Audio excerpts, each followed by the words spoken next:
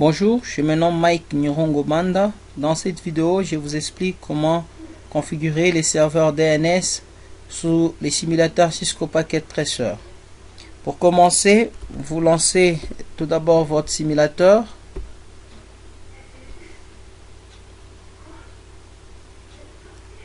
Une fois les simulateurs lancés, vous allez placer un serveur, votre PC, un équipement d'interconnexion. J'utiliserai le switch Catalyst 2950. Vous pouvez utiliser n'importe, la configuration passera sans problème.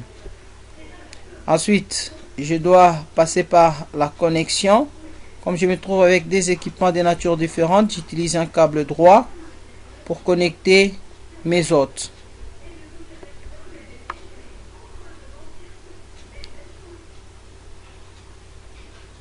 Après la connexion des câbles, je dois peut-être renommer pour permettre de me retrouver. Là, je renomme serveur DNS et les laptops, il m'appartient, donc je mets Mike comme nom de mon utilisateur ou le nom d'utilisateur. Mon nom c'est Mike ou mon prénom. I'm sorry. Alors, j'ai fini. Il ne suffit pas seulement d'interconnecter les autres pour dire que ces ordinateurs sont dans un réseau. Il va falloir également les identifier. Donc, pour identifier les serveurs, le PC, je dois utiliser les protocoles Internet. Alors, pour moi, je vais utiliser le protocole IP de la version 4. J'ai choisi la classe C. J'attribue une adresse IP 200. C'est une adresse IP privée. Donc, ça dépend de moi. Donc, 200.2.1 comme adresse du serveur. Je personnalise le masque. Je mets 128. Ça signifie que j'ai emprunté un seul bit. Et j'aurai /25. Voilà, j'ai fini. Je vais aller attribuer à la deuxième machine. Donc, j'ai fini l'adressage du côté serveur. Je me rends du côté de la machine Mike. Je clique dessus. J'attribue une adresse IP. Le masque de sous-réseau. Voilà, j'aurai deux là-bas. Le masque de sous-réseau que je dois également personnaliser /28. J'ai fini. Je peux tester la connectivité.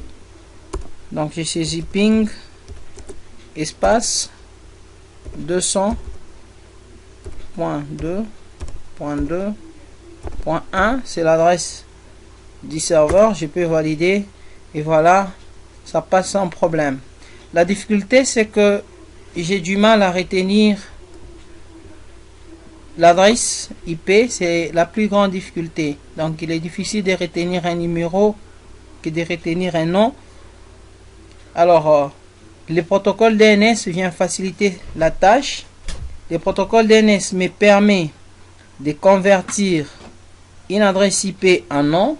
Donc, pour moi, je serai obligé de faire appel à ce protocole DNS pour convertir l'adresse IP en nom. Donc, prochainement, je voudrais, si je cherche à tester la connectivité avec mon serveur, que je ne saisisse pas l'adresse IP, mais que je puisse saisir les noms du domaine. Alors, pour configurer les noms, vous devez vous rendre où le protocole DNS avec un serveur.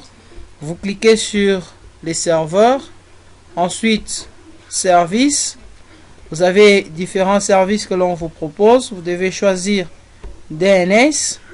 Au niveau des names, j'ai saisi le nom de mon domaine.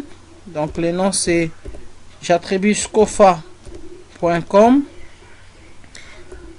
Là, j'ai le nom, c'est Scofa. Ensuite, j'ai l'extension .com. L'extension identifie les domaines. Si je suis dans le domaine commercial, je mettrai .com. Si je suis dans le domaine éducatif, je mettrai .edu. Si je suis dans une organisation non gouvernementale ou je ne sais pas quoi, je mettrai .org. Et moi, je suppose que c'est c'est une entreprise ou une organisation commerciale. Alors comme j'évolue dans le domaine commercial, je mettrai .com. Ensuite, je dois préciser l'adresse IP de mon serveur DNS. C'est 200.200.1. Alors ne pensez pas que ça apparaît automatiquement. Vous ferez aussi la même chose en cliquant. Vous aurez l'adresse IP du serveur. Non, il va falloir saisir.